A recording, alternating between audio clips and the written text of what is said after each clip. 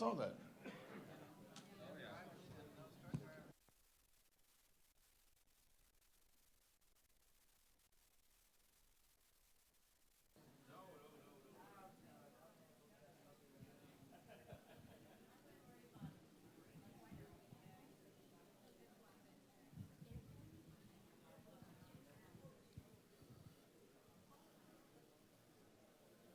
Welcome back. Welcome back. How is everybody? Yeah? Are you excited to hear Jim Marrs? Now, first interview I ever did about 6 years ago, Jim Marrs was gracious enough to grant me that interview. And so we heard Dr. Farrell this morning mention Nurgle. We have the real Nurgle, or Marrs, here. Author and journalist and co-screenwriter, Jim Marrs.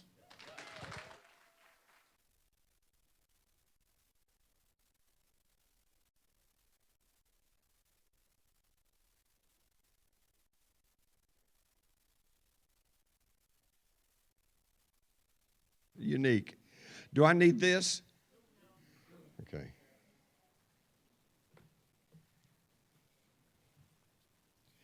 Okay, thank you, Jim Marrs, better known as Obi-Wan Can Know Nothing.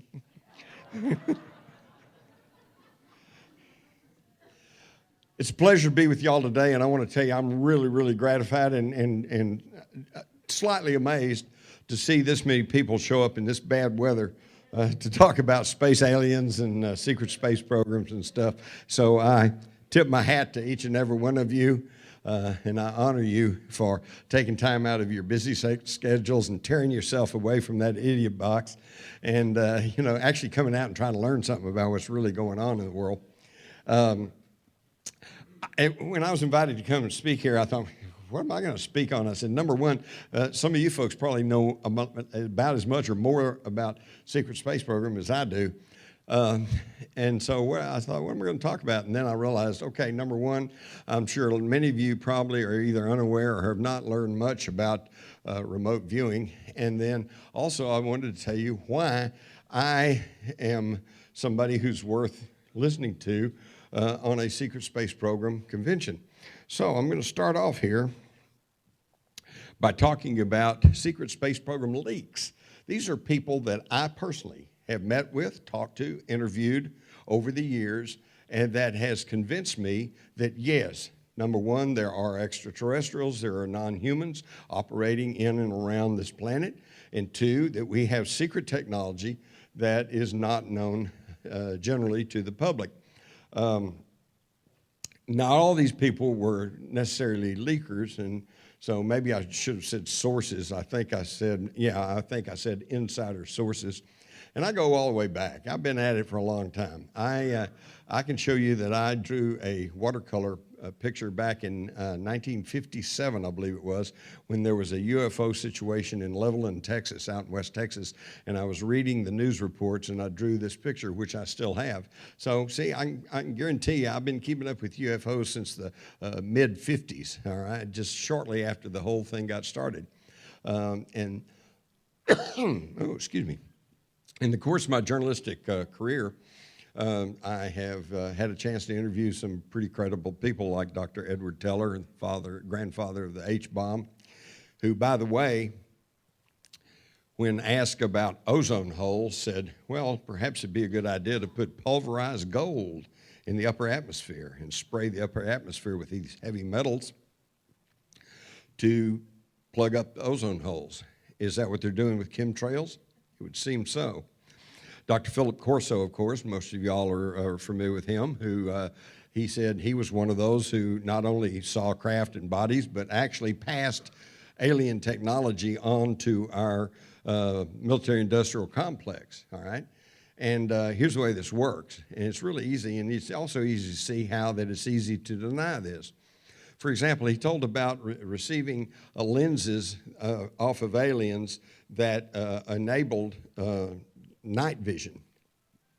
He took one of these lenses one time and he met for just 1 hour, one time, with a fellow in a big university who was studying night vision, and he showed him the lens.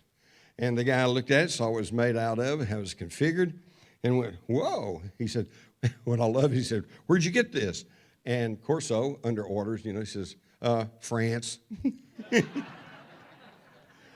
And it sounds like a conehead joke, but that was the deal. He got it in France, okay? One time, 1 hour, he's met the guy saw this and put him on the way, and now this fella is now accredited with developing night vision. And I don't want to take anything away from him because he really did. He worked hard on it before, he worked on it after, but you see how that just one little thing can put someone off on the trail to new technology. J. Allen Hynek, I met and interviewed J. Allen Hynek after he had had his conversion. Those of you who know about Dr. Hynek know that he started off as a government stooge, trying to tell everybody that there was no such things as UFOs. In fact, he got in big trouble up in Michigan when a UFO was seen around this college, and J. Allen Hynek got up and said, well, what they saw was swamp gas.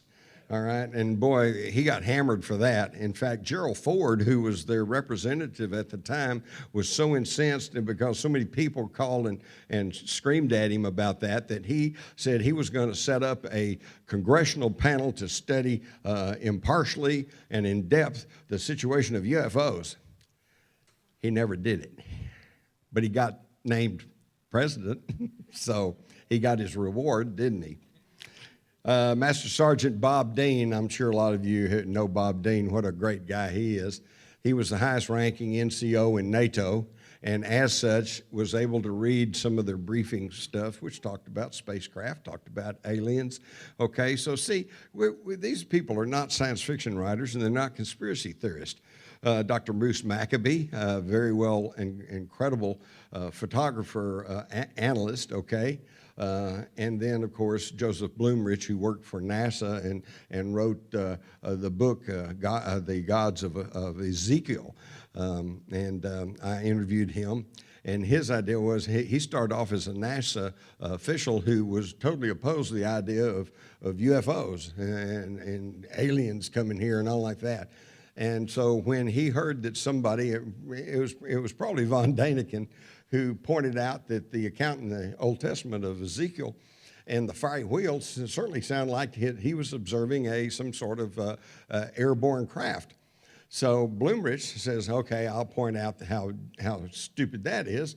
So he went back and meticulously studied the subject and sketched up the way it was described in the Bible, and lo and behold, he did a 180. He came back and he says, this sounds like a landing craft, So those are the people that I've talked to personally. Others include my friend Dave Hodges, and I don't know if you all listen to him. He sometimes goes out on a limb, but his heart's in the right place. His claim to fame is that his father worked very closely with the paperclip Nazi scientist. And he says that some of the scientific breakthroughs that these Nazi scientists got, that they were quite open in saying that they were of extraterrestrial origin. Now that, of course, comes into play about, well, wait a minute, what did the Nazis get? Well, we know the Nazis at the end of World War II had some extremely exotic and futuristic technologies. The A-10 three-stage rocket, the V-1 rocket, the V-2 rocket, the Nazi Bell, which was an energy manipulation device. It's really incredible. You can read a lot of that in my book, Rise of the Fourth Reich, which unfortunately I don't think I have a copy here, but you can still get them at a bookstore or on my website. Dave Hodges says there is the Newtonian science that our children are taught and which underlies our primitive technology. And there is the hyperdimensional physics technology that the elite control. It is the technology that the Black Ops military space program utilizes to explore the solar system, okay? So now these are coming from, these are not conspiracy theorists, and they're not science fiction writers. And speaking of paperclip, this is very, very important to understand how the space program came into being, because we all know that Dornberger and Werner von Braun and these guys were top Nazi rocket scientists, and after the war we brought them over here and rolled them into our military-industrial complex, and they were the very beginning of our space program. In fact, those of you who are my age or older, you remember the old newsreels showing those V-2 rockets going up. In fact, And when I was a kid, one of my favorite shows on TV was Rod Brown of the Rocket Rangers, and every time they went off in a rocket, it was a V2, basically, okay? So look how far we've come. Well, they also, by the way, brought in their mind control experts, and this is why that the American public today is being drugged down and dumbed down and manipulated unmercifully by the media and by the politicians who have learned through these mind control techniques how to manipulate large bodies of people. But what happened there at the time the Nazi scientists came over here was that an almost equal number went into Russia. And what we now know is that they were in secret contact with each other. And I think this was by design, because the people who actually are manipulating world events, and we're talking about the bankers of Wall Street and of the City of London, who funded Hitler, created the Third Reich, and then got fearful because they were afraid that the Nazis were going to take over the world and that Germany would then control the world economy. And they didn't want that. Winston Churchill, even during the war, wrote, he said, the current war is not against the National Socialism, which is Nazis. He says it is against the economic power of the German people, and it must be destroyed. I don't care if a Jesuit priest is in charge. So they weren't really after Hitler, and they weren't really after the Nazis. In fact, they created National Socialism as a bloc in Europe against the spread of communism, which they also created. But it got out of hand. Once Lenin died and Stalin took over, then he was an ironclad dictator, and then he also allowed the creation of the Internationale, okay? Workers of the world unite.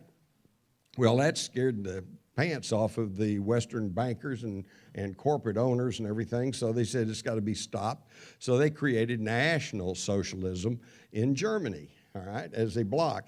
And the only real difference between the Nazis and the communists, the socialist game plan was the same in both instances. The only difference is that the Russians were trying to take communism worldwide, and the Nazis were pretty much content to leave it as within the national boundaries, saying Germany is on top and we'll run everything.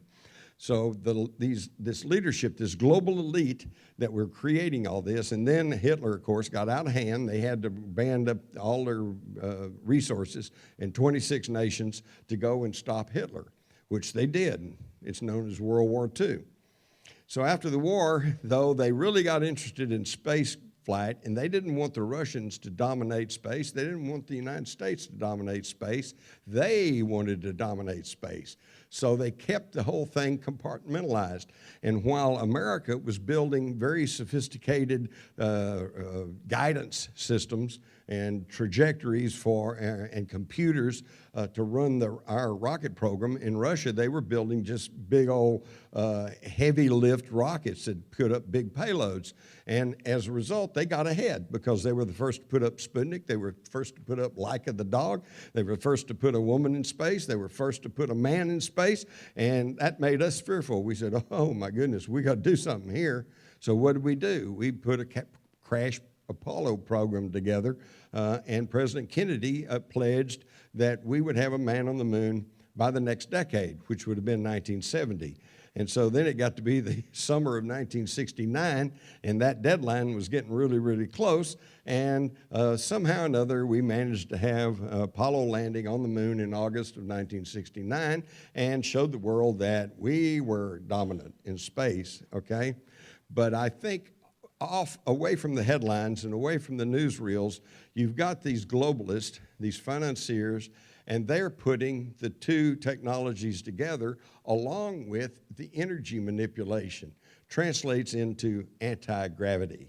So I think for all these years that we saw our tax money blowing up in smoke from Cape Canaveral over in the Okefenokee swamp, they were lifting off and heading right on off. This was the secret space program. Now, do I really believe in that? And yes, I do. And this again comes back to people I have known and spoken to and interviewed and got to know personally. One of them is Bill Pollock. He was a computer and keyless entry specialist. So they came to him when they wanted an entranceway that nobody could get into. And as a result, he ended up going to Area 51, to the Tonopah Test Range in Nevada, and he would go down in those deep, deep levels underground to install, to inspect, and to design keyless entries. You know, the one where you put your eye to the keyhole and you read the iris and put your thumbprint on, put your handprint on, and which I'm sure was very exciting and rewarding work. The one thing he told me about that still bugs me to this day is that he worked in association with a company at one time that the government ordered 2 billion microchips from, and he knows they produced them, but he doesn't know what happened to them. And I don't know what happened to them. What worries me is we may all be carrying them around inside ourselves right now. So, and I'm not saying that's true, I'm just saying they have the capability. He also met the Nazi paperclip scientist, and he knows the same thing that Bill knew. Not Bill, but Dave Hodges knew that they got their technology from aliens, okay? Now, I talked to him probably back in the mid-2000s, but he told me that he didn't want me to use his name, and he didn't want his material out until after he died. And he died from cancer in 2007. And so now I can talk about it. His wife, Annie, is still a good friend of mine, and she knows all about this. And so I would encourage you to listen to Dave Hodges and to go on YouTube and type in Bill Pollock and listen to the lengthy confession or statement that he made prior to his death. Another one is Boyd Bushman, who I met there in Fort Worth. He was was a senior scientist for several of the defense contractors, including General Dynamics and others. And of course, they try to say that, well, he's just a nut. Yeah, well, this nut holds 28 patents, most of which are still classified. And his big thing was anti-gravity. He told me just outright, yeah, we got anti-gravity, okay? He also mentioned aliens in Area 51 and that they were working on faster than light travel because the aliens have faster than light flight technology. He even went into some detail as to the different sizes of the little grays, et cetera, et cetera. And he also confirmed that they use telepathy to communicate. But of course, as in the case of all of these sources, or whistleblowers, if you want to call them that, then immediately there's a backlash, and people go, that's not right, oh, they're crazy, oh, they're hoaxers, you know. But I'm telling you, these are people I met with and met personally, and I'm telling you one thing, they may be crazy, and they may be just totally mistaken about things, but they're not hoaxers. These people believe what they're saying. My favorite is Richard Thielman, who you probably may have never even heard about. I met him in New York, and he told me he had just gotten back from a mission to Venus. And my good friend Linda Howe, as she says, Venus, you can't go to Venus, the atmosphere's bad, it's too hot, you know, you can never survive there. Richard told me that they had operated on him prior to his trip to Venus, and that they had opened him up and done some operation inside to where he could physically handle the atmosphere, or at least the situation he found at this base on Venus. And he proceeded to open up his shirt and showed me he had a scar that went from the bottom of his neck to below his navel, okay? Now, I've been a reporter for about 50 years. The closest scars I've seen like that are autopsies, okay? This is one of the strangest, longest scars I believe I've ever seen. So here's some physical evidence, and he was dead serious. Tell me all about this. Now, some of you may recall that in 2008, there were stories that surfaced about a meeting within the UN with certain representatives of countries to alert them to the fact that UFOs and aliens are real, and that there will be coming a time very soon when they need to prepare the people in their countries for disclosure for the fact that, yeah, we're not alone. Richard Thielman was one of those Navy presenters who were at the meetings at the United Nations, and he told me about all that. Now, of course, immediately, if you go Google his name, you're going to find all kinds of websites where they say, well, he's a phony, he's a hoaxer, he's nothing. Again, talking to him and meeting him in person, he explained to me that he had been in the Navy for a good number of years, and that he was in the Navy back in the 70s when it was analog, and that they had destroyed all his records.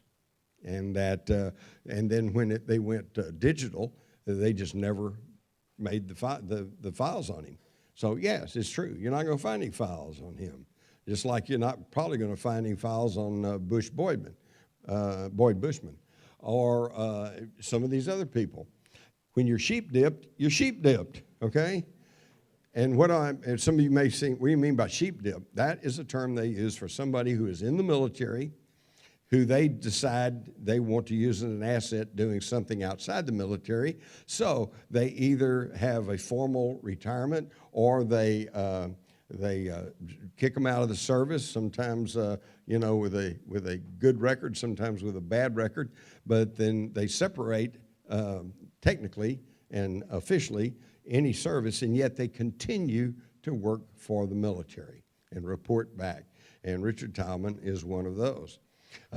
Here we see in the white uniform with this rank of medals he's got. I cropped this picture down, but he was there with his wife.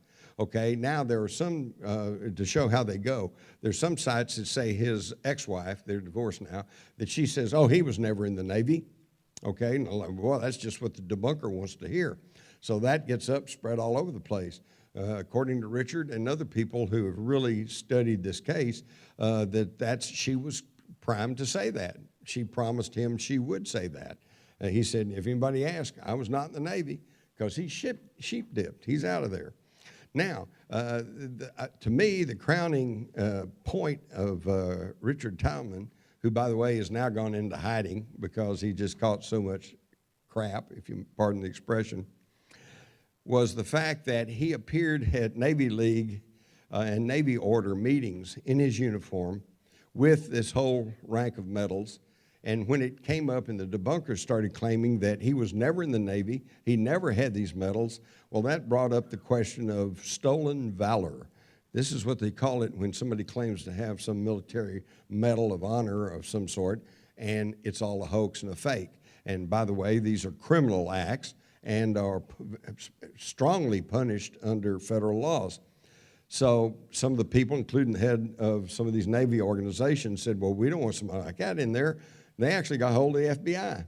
FBI came, and they took him in, closed session, talked to him a while, then talked to some of his so-called superiors, and they went away. No charges filed.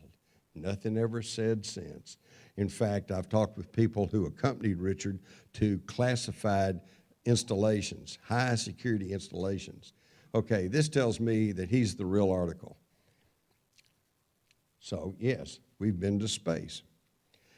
Just a few other people, by the way, that confirmed these United Nations meetings were Mr. Karim, the president of the UN General Assembly, and a French auditor named Gilles Laurent. And, of course, you all have heard, I'm sure, of Catherine Austin Fitts. I understand you're going to be hearing from her in person tomorrow. You might ask her about this. But way back, I think even before the news came out about the 2008 meetings at the United Nations, she was publicly stating that she had met with a group of high-level people in the military, including the Undersecretary of the Navy. And by the way, it's the Navy that keeps coming up, right? Let me tell you where they've thrown us off the track some.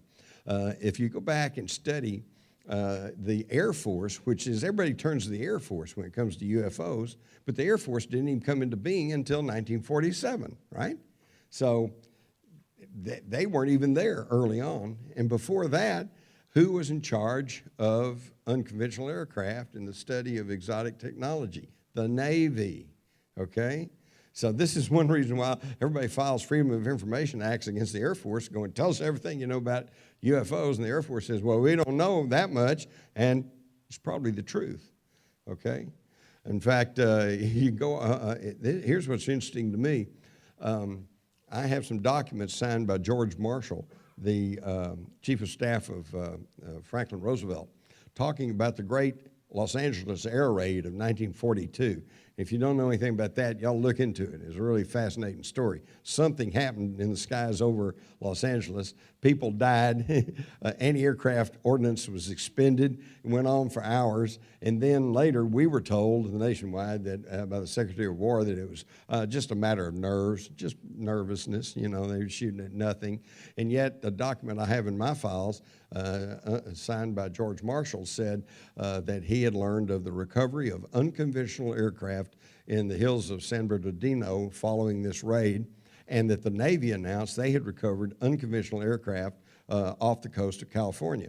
Apparently, we managed to bring something down. Very, very interesting stuff. Okay, but what really got my attention was on this very document. Down at the bottom, there was a paragraph that said, written by Marshall, who said, "I have ordered a thorough search of War Department files for any accounts of unconventional aircraft dating back to 1897, the very year of the Aurora spaceship crash." And I now live just about 5 or 6 miles from Aurora, north of Fort Worth, about 20 miles north of Fort Worth. And according to stories in the Dallas Morning News, which is still in publication, and printed in April the 19th, 1897, a cylindrical metallic object came lower to the earth, exploded, and scattered into pieces all around the town of Aurora. And about the third or fourth paragraph said the pilot, whose remains were badly disfigured, but enough was collected to show he was not an inhabitant of this world. So, wow. In Washington, as early as 1942, and probably a long time before, they knew that all of this was true, but they had to keep it quiet. Now, why would they want to keep it quiet? Well, of course, they'll tell you the easy, facile information is that they didn't want the public to panic, okay? And there may be something to that, because we all know the story of what happened in 1937, 38, when they did the War of the Worlds broadcast, okay, by Orson Welles. And what happened there simply is that they went nationwide with the broadcast, and it sounded like at the very beginning of it, they made it very clear that this was a Halloween production, and that they were dramatizing H.G. Wells' novel, science fiction novel, War of the Worlds. And so they made that very clear from the very beginning. The problem was a lot of people tuned in late, and they didn't hear the disclaimer. All they heard was, we interrupt this program to bring you news bulletin from New Jersey. These cylinders have fallen. Oh, my God, they're opening. And, oh, my God, these monsters are coming out. Oh, my God, they're eating everybody. And they're setting the countryside on fire, you know. No wonder people panicked. I don't think we'd have that today. There's still those who cling to the idea that the public couldn't stand the information. I totally disagree. I think because there's so many generations now that have been brought up on Star Trek and Star Wars that, if President Obama or any political figure got up and said, okay, folks, we've got really good, credible information that there are life outside this earth. We've been in some cursory contact. We don't see that there's any threat. And your government's on the ball, and we're going to try to clarify the situation, and we'll keep you apprised. Everybody going to run out and cut their wrist and riot in the streets? I don't think so. But that's the attitude that's still going on. Vance Davis, you may remember the story of the 6 AWOL soldiers that left Germany and then came over here and were caught over near Gulf Breeze, Florida. And they, too, were confirming the alien visitation and that humans are being genetically manipulated by aliens. So you've got all these people, but, of course, any one of them you care to look at, there will be the debunkers, the detractors, who will say, well, they're nuts, they're crazy. And that, my friends, is the nature of the cover-up. It's just like the Kennedy assassination, just like 9/11, just like space aliens. It's not the classic cover-up in the sense that you can't get to the information. It's the cover-up by obfuscation, okay? They throw out so many red herrings and straw men and claims and counterclaims that the average guy goes, man, whoa, that's enough. I don't want to hear any more about it. It overloads my brain. And this is what they're counting on. And again, this is why I honor you folks for coming here and actually talking seriously about these matters. Just to show you that I'm not sure what this means, but I found it very interesting. This is Army General Keith Alexander, who used to be head of the INSCOM, Intelligence Security Command, and he set up his Information Dominance Center to look like the bridge of the Starship Enterprise. Whoa. Now, is he just a true Trekkie? Or does he know something that we don't know? All right. Now, this comes back, and I'm going to quickly run through this about remote viewing aliens. All right. And, of course, first I have to explain for some of you. In fact, well, I can't really see that well, so I'm going to assume that there's some of you who probably are not even sure what remote viewing is. So let me point out that this goes back to the early 70s when there was a book published here, and it was quite successful, called Psychic Discoveries Behind the Iron Curtain. And the authors pointed out that the Soviets were making headway in experimentation with psychic ability. Okay, now in the halls of the Pentagon, the old cigar chomping general said, well, that's a bunch of BS, that's not real, but hey, if the commies are doing it, we got to do it too, we can't let them get ahead. So we had a psychic race along with the arms race. And so the CIA got involved, and they started funding some experiments on psychic viewing, and they showed promise. They finally brought in SRI, Stanford Research Institute, and this is Russell Targ on the left and Hal Puthoff, both of whom I've met and spoken to. And they began to work and experiment with this remote viewing, and they found, much to their surprise, that it actually works. Then it became an official unit within the United States Army, again under the Intelligence and Security Command at Fort Meade, Maryland. And when I went up there, these buildings were still in existence. They've been bulldozed, they're long gone now. But these little clapboard buildings were a cook school for cooks, a school for cooks during World War II. And they had kind of become dilapidated, and so they turned them over to this small unit of about 25, 26 people who were studying remote viewing. Funny story there was Dave Morehouse told me that when he first went there and to show up for working at the remote viewing unit, which at that time was going under the name Grill Flame, he said he looked at the old ramshackle wooden building from World War II, and he thought, holy cow, are we supposed to work in that? But then when he went up, he said the door was solid steel and had a keystroke, one of these keyboard locks on it, very, very modern and sophisticated lock. And he said he knew right then that they were really doing something in these buildings. Well, this is where what I call remote viewing central. I'm not going to go through all this, but for you who want to study, it was really interesting how that they developed the remote viewing. What I do want to tell you is just two quick things, miraculous things. One of the things they found was that each and every one of us has this ability, okay? Every one. They never tested anyone who did not have any ability at all to do this remote viewing. But of course, saying that we all have the ability to do remote viewing would be like me pointing to each of you and say you have the ability to play Mozart on the piano, okay? We all do, but I guarantee you some of you are going to beat me by a mile playing Mozart on the piano. But let's think about it. And I feel confident in saying if I took piano lessons and if I practiced day after day after day, after a while, yes, I could play Mozart on the piano. So yes, we all have the ability, some naturally a little better than others, and some who have to work at it harder. The second thing they found, which is truly wild, is that this remote viewing is not limited by time or space. They can look back in time, they can look forward in time. But I've got to mention here, because I think this is, to me, is quite hopeful. When the remote viewers go back in time, everything's there. They can look at everything. There's the buildings, here's the people, here's this, that, and the other thing. The one thing they have trouble with is dates, because the only way they can't really read numbers. And there's a reason for that, because numbers are a human affectation.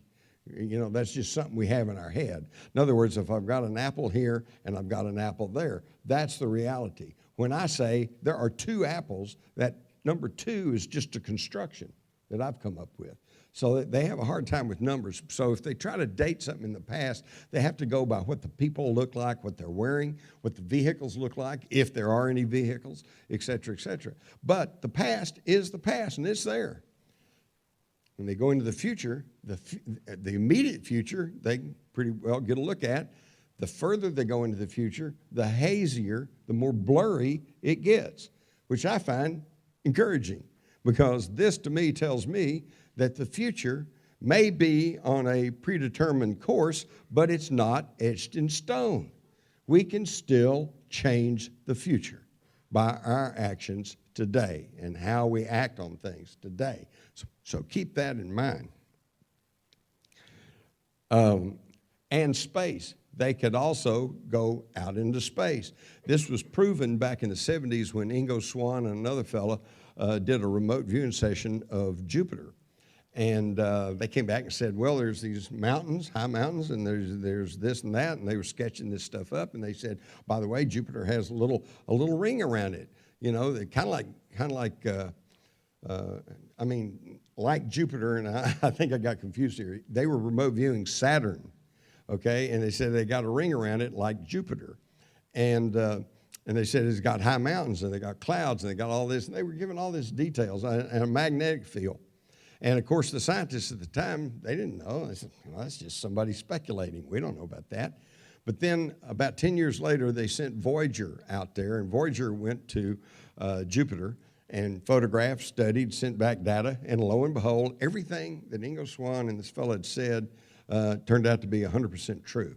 Again, more evidence that remote viewing is real. Now, the government doesn't want you to know this, so they've tried to poo-poo it. They try to act like there's nothing much to it. They even put out this movie, The Men Who Stare at Goats, where they took a few of the more extreme examples of the things they were doing to try to see what would work and then make it look like it was all a big joke, but it's not.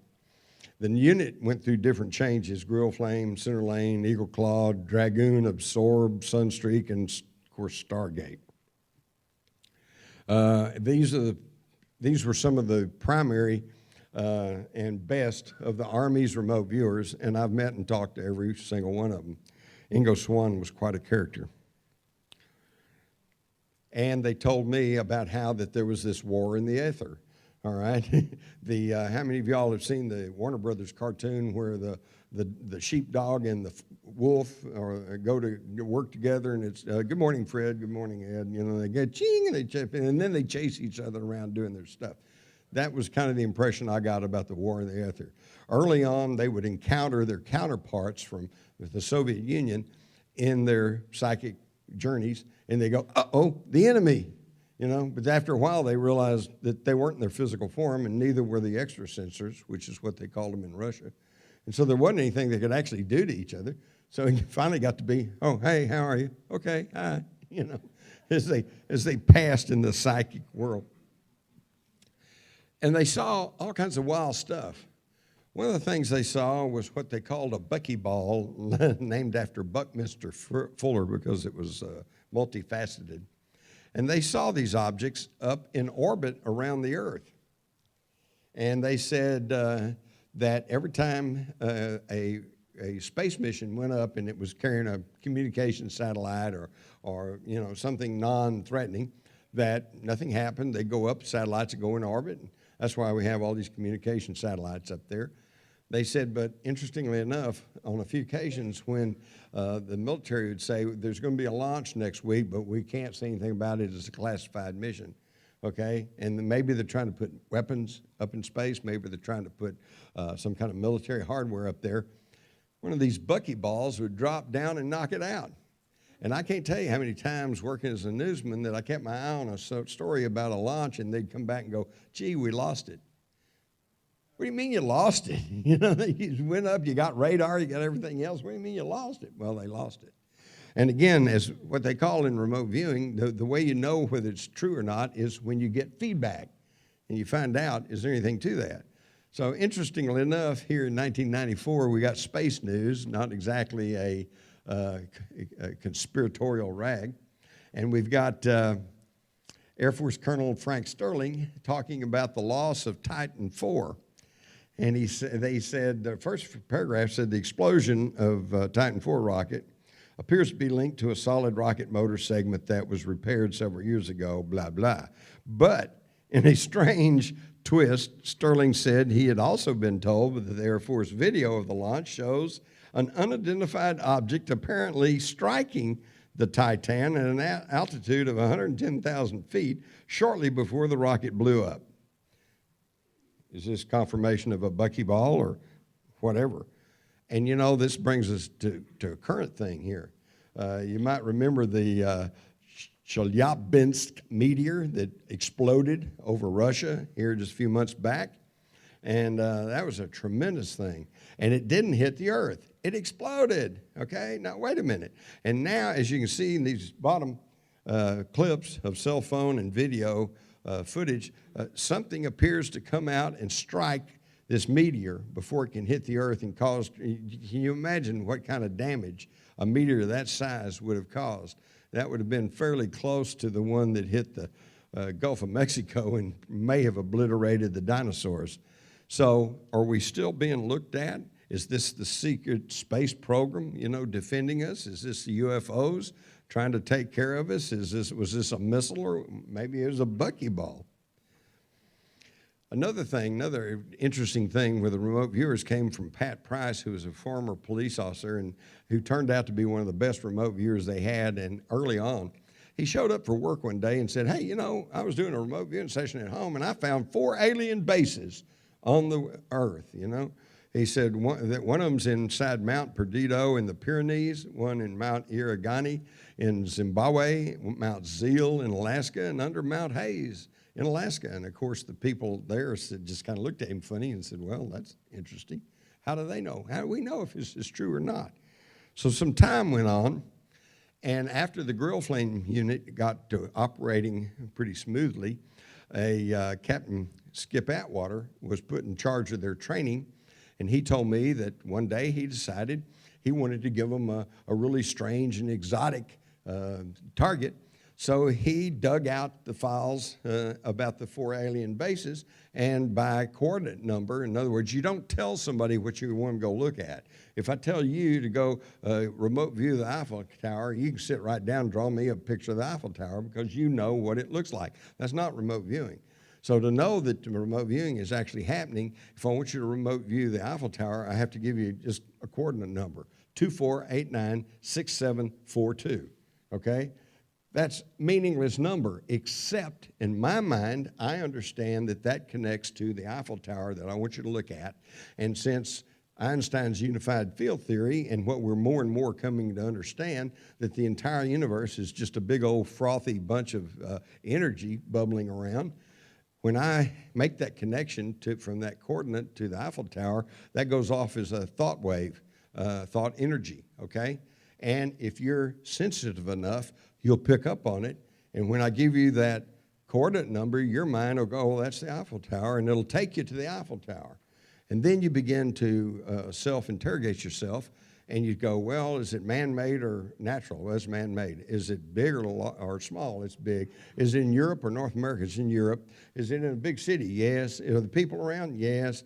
Is it very hard? Yes. And you just keep going until you go, oh, it must be the Eiffel Tower. That's how the remote viewing works. And when you get 2 or 3 or 4 or 5 or 10 remote viewers going after the same target, then you get variations in what they see. But if you synthesize it, you can generally take that to the bank.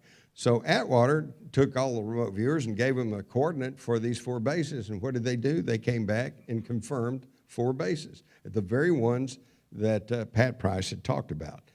Absolutely amazing. What's amazing to me is that since we have this information, how come some of our sneaky Pete military people hadn't gone to these bases to find out what's going on there? I'm not sure they haven't, but we never hear about that. Okay, another example is in August of 1995 when we sent the Mars Observer. And it was supposed to be, they had a lot of hoorah about that because it was supposed to go into orbit around Mars and photograph all these things like the face on Mars and all like that up very close, you know. Well, it was going into orbit around Mars, and again they said, gee, we lost it. So at that time, I was in close contact with all these military remote viewers, so I got in touch with them. I said, what happened to the Mars Observer? And they said the same thing that happened to the Phobos 2, which was a Russian ship that went to Mars. And in both cases, the remote viewers said that as these objects, we're going to take the Mars Observer, as it approached and was going into orbit around Mars, a cylindrical saucer-shaped object rose off the surface of Mars, went out, and then scanned it with electromagnetic energy. And they said that they did not get the impression that this was hostile or that there was any evil intent there. In fact, one of them said he thought the analogy was the tugboat going out to meet the Queen Mary.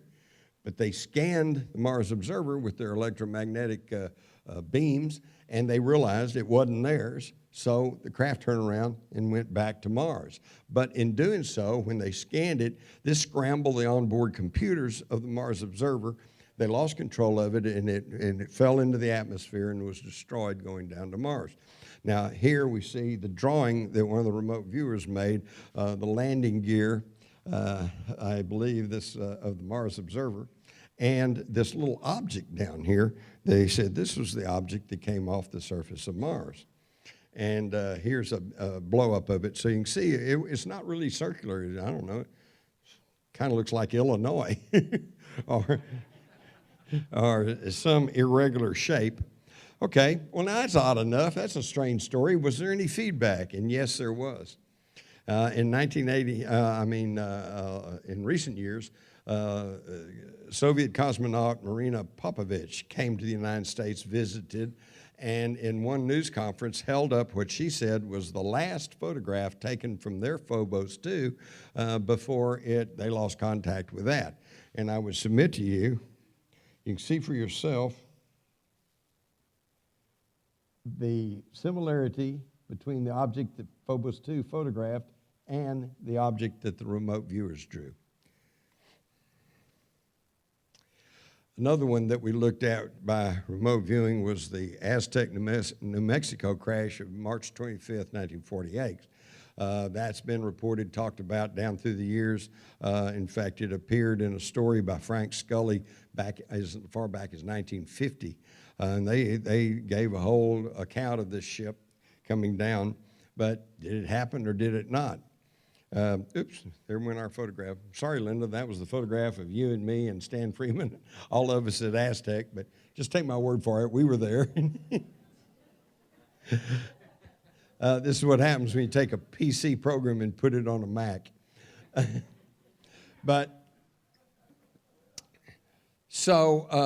course, they said, well, it never happened. All right, well, we got some remote viewers together, 11 remote viewers led by their former training officer, Lynn Buchanan, who's a good friend of mine, good friend of Linda's, and is quite a good remote viewer. And they took a look to see what had actually happened. And they saw a large object low to the ground, went to the ground. It was for transportation. It was silvery gray, black color. People observing the vehicle were interested and curious to see about it. There were biologicals who were disabled or hurt, blah, blah, blah. And so they confirmed that all this happened. So one of them even drew this building, said it's cube-like, campus-like environment, structure, a multi-story building, a path going around it. And one of them said, this is one of these government buildings that you hope you never go to. You may not come out alive, okay? So what we found out was the reason that even people in New Mexico today, in and around Aztec, will tell you it never happened was because unlike Roswell, where they called in people from all over and then flew stuff to Fort Worth and then flew it to Wright-Patterson, and there's a lot of witnesses to say, yeah, something was going on. When Aztec occurred, they had learned their lesson. So they brought troops down from Colorado because Aztec sits almost on the border with Colorado.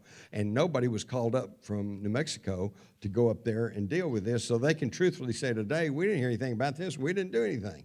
They brought everybody down from Colorado, and they scooped up everything, and they took it back. And reportedly, and according to the remote viewers, there were actually some live aliens involved, and they took them to this building, and they said they had hoped to make allies so they could gain technology, but due to the mental control these beings could exercise, they could not be kept secure, and the ship was dismantled, and the aliens were officially and formally executed. Maybe that explains why they don't land.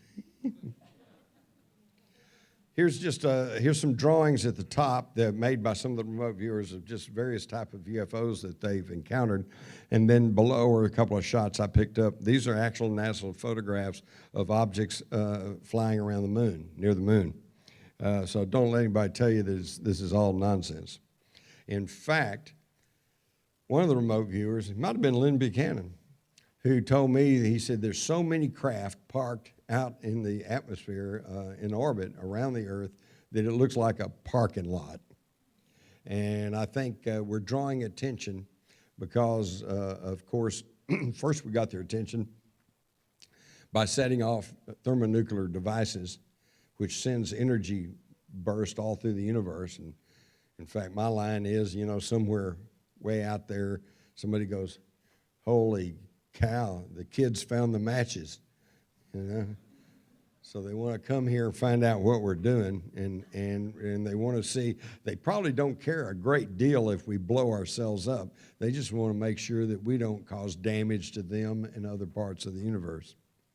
They also, of course, the remote viewers saw these standard type aliens, the short gray, the tall gray, the Nordic types, the reptilians, and the insect types, okay? And let me point out here that while these people were trained and operating as U.S. Army intelligence officers, they were never, ever officially tasked to go look at UFOs or to look at aliens, all right? Because their authorities didn't even believe all this stuff anyway, and they certainly didn't want them talking about that or getting them there. But I can guarantee you, having talked to just about every one of the official Army remote viewers that worked during the 80s and 90s, that every single one of them came to have a personal experience with UFOs. Ingo Swann tells the story about being tasked to go look at a secret Soviet submarine. And when he got there, he started describing this circular object, and it was silvery, and it was this, and it was that. And they said, was it in the water? And he said, no, it was in the air. And they said, are you talking about a UFO? And he said, yes. And they said, session ended, and they all got up and left. They didn't want to hear about that. So they all saw it. Now, here's what's pretty interesting, too. Mel Riley and Ed Dames and Dave Morehouse and some of these guys that were there in the unit at the time and were talking privately amongst themselves on the fact that, yeah, they'd all seen these UFOs, and they're flying around in our atmosphere, et cetera, et cetera. And they said, well, where are they coming from? What's happening here? So they finally decided, instead of trying to look at each individual incident, why don't they track them back and find out where the headquarters is? And Mel Riley, for want of a better expression, said Galactic Federation Headquarters. So he sits down to do this incredible remote viewing, and he said he saw this place where there were high, ragged mountains. There was a flat plateau, a pure blue-looking lake in front of it. His analogy was like Lake Titicaca, okay? And at this place was a huge pyramid. He says, I found myself moving up an inclined causeway with rough stone walls on both sides. At the end of the causeway is a long, dimly lit rectangular corridor constructed of smooth dressed stone on all sides, kind of a pyramid with this ramp going up to it. He said there's an entrance to a beautiful white pyramid-type structure on a rocky-like promontory, and there were these two, I guess you'd call them obelisks, on either side of this doorway. And when he went in, he said there was this cathedral-looking, domed-type center piece, and on it was this almost like a dais or an altar, and he said he felt like it was familiar, like he'd been there, like he didn't feel strange or hesitant or anxious about this at all. In fact, he went and laid down on this altar, and he said This is his words. At the end of this inclined corridor is a large room with a very high vaulted seating. There's large polished stone platform in his room like an altar. There are white robed entities in a semicircular to one side. Their attention seems to be focused on the platform. The room is dimly lit. There's a feeling of something sacred, holy, almost religious about this place. He said it seemed familiar, and like as I've been there before. He climbed on the platform, lay down, and then was illuminated by a brilliant shaft of white light from head to toe. The light was coming from overhead, and a robed figure then moved from behind the group and stood next to me and put a hand out and stretched over my solar plexus. He said he got this incredible feeling of peace and contentment, and then he was back, in his body, and the session was over, and he felt like that they said, okay, you found us, here we are, go home. And they sent him back. Now, to show you that this is what blows me away, because in my book, The Alien Agenda, when I talk about, and very quickly talked about remote viewing, and then I myself got, I think it was about 11 remote viewers, and I contracted with them to do a remote study on aliens. And this is where a lot of this information came from. At least several of them said that this place that Mel Riley was describing is on a distant world, and they drew drawings of what they saw. And I think you can see, now I tried, these were both together, so I wasn't able to separate them and blow them up, but if I could, I think you can see that this one looks incredibly like this. You got this Africa-looking continent on here, and you got the same thing over here. And they located the big city right here, and it's right here. So these are two separate viewers operating from coordinate numbers, and they get the same view. And you can also see this on some of the closer ups on others.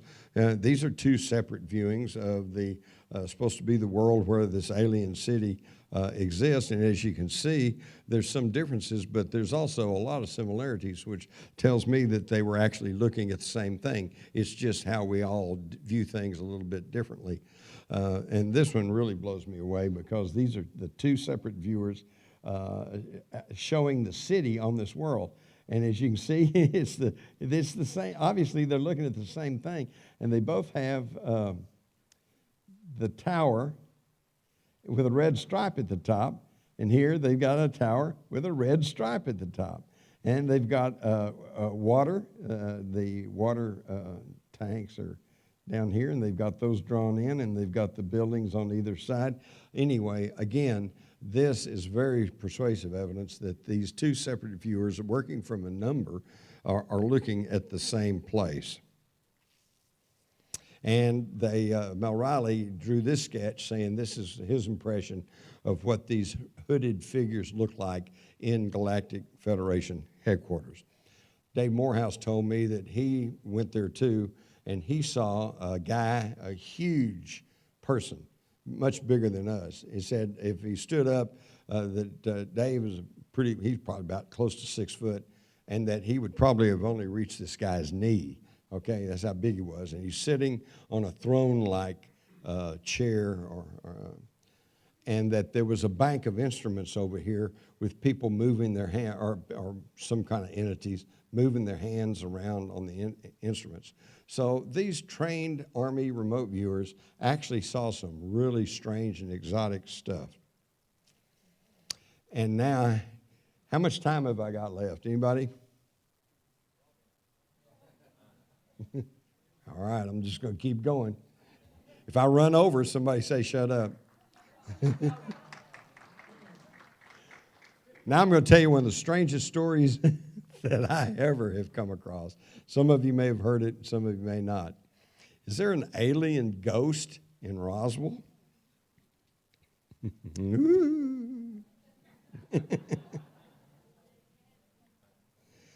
Okay, we all know the story of Roswell. On July the 4th, 1947, an object crashed north of Roswell, New Mexico. Army units quickly cordoned off the area and cleaned up a massive debris field. This was the 509th. Oh, I'm doing all right. Okay, good. I got time for the alien ghost story. So we also know that at that time it was Roswell Army Airfield, and it was the headquarters of the 509th Bomb Group, which was the only military unit in the United States at that time to have nuclear weapons. And I think that's really important.